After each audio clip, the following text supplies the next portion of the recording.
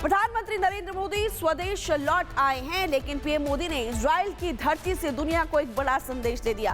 प्रधानमंत्री नरेंद्र मोदी ने एक बार फिर से दो टूक शब्दों में कह दिया कि आतंकवाद का कोई भविष्य नहीं है और ना ही दुनिया में आतंकवाद के लिए कोई जगह है। सुनवाते हैं आपको इस रिपोर्ट में, पूरी खबर देखिए।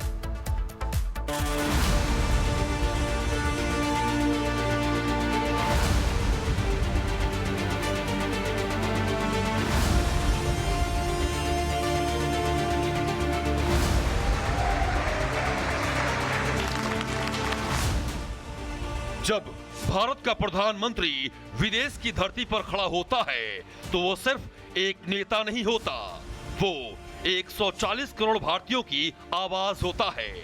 और आज इजराइल की धरती से वही आवाज दुनिया को साफ संदेश दे रही है। संदेश ये कि आतंकवाद का ना तो कोई मजहब होता है और न ही दुनिया में आतंकवाद के लिए कोई जगह है।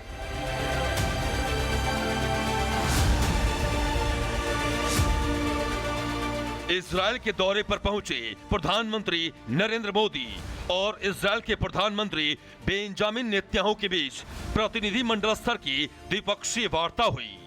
इस बैठक में रक्षा, सुरक्षा, व्यापार, टेक्नोलॉजी और कृषि हर मोर्चे पर रिश्तों को और मजबूत करने पर सहमति बनी। इस मौके पर दोनों देशों ने कई अहम समझौतों पर दस्तखत किए, जो सिर्फ कागजी नहीं बल्कि जमीन पर असर दिखाने वाले हैं।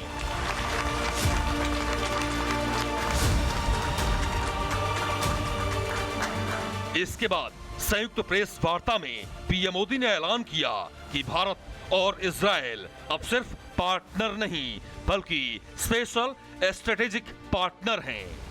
इस दौरान पीएम मोदी ने फ्री ट्रेड एग्रीमेंट को जल्द ही अंतिम रूप देने का भरोसा दिया।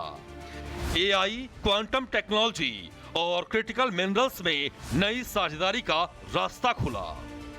आपसी निवेश को बढ़ावा देने के लिए हमने पिछले वर्ष बायलैटरल इन्वेस्टमेंट एग्रीमेंट किया। हम शीघ्र ही एक mutually beneficial free trade agreement को भी अंतिम रूप देंगे। टेक्नोलॉजी हमारी भावी साझेदारी का केंद्र है। इससे पहले पीएम मोदी ने गर्मजोशी भरे स्वागत के लिए इजरायली पीएम नेतन्याहू का हृदय से आभार जताया।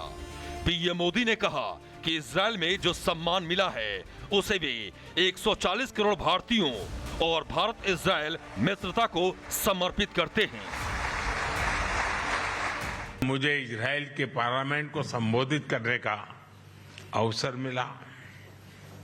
वहां मुझे speaker of the Knesset medal से भी सम्मानित किया गया। मेरे मित्र प्रधानमंत्री नेतन्याहू और इजरायल के लोगों का हार्दिक आभार व्यक्त करता हूं और इसे 140 करोड़ भारतवासी और भारत इजरायल मित्रता को मैं समर्पित करता हूं। यही नहीं, पीएम मोदी ने कहा कि भारत इजरायल के संबंध समय की हर कसौटी पर खरे उतरे हैं।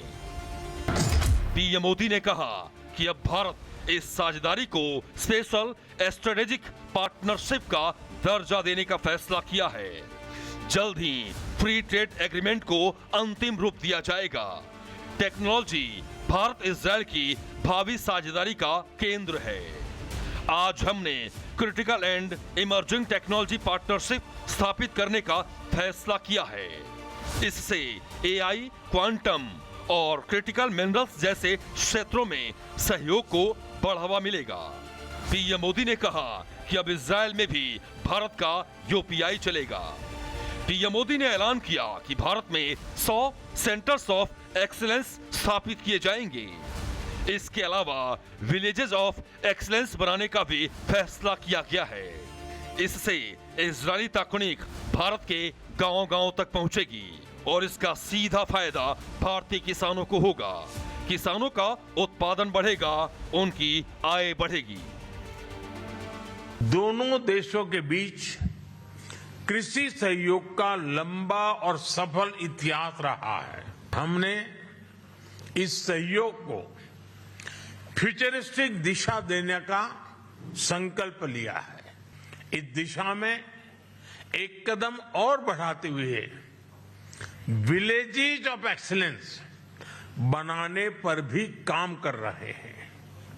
इससे इजरायली टेक्नोलॉजी भारत के गांव-गांव तक पहुंचेगी और लाखों किसानों की आय और उत्पादकता में बहुत बढ़ोतरी होगी।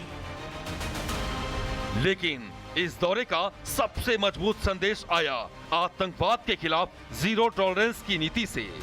पीएम मोदी ने कहा कि भारत और इजरायल इस बात पर पूरी तरह से सहमत हैं कि दुनिया में आतंकवाद की कोई जगह नहीं है।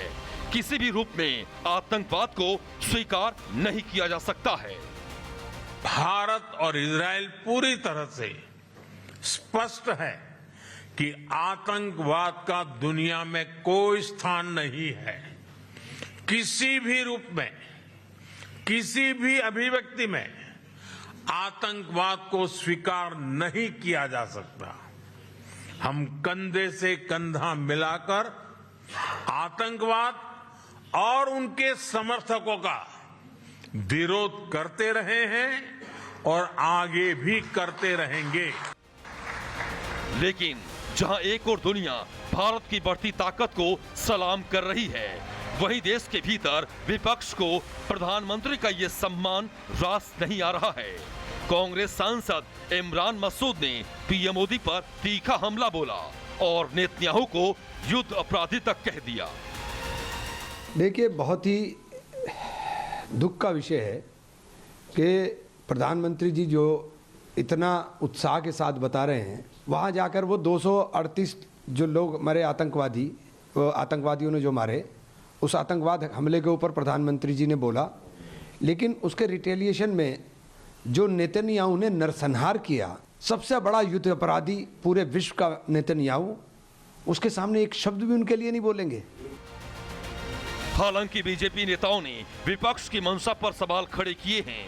बीजेपी नेताओं ने विपक्ष से पूछा है कि क्या आतंकवाद के खिलाफ खड़े होना गुनाह है? क्या हमास जैसे आतंकी संगठनों के खिलाफ बोलना गुनाह है?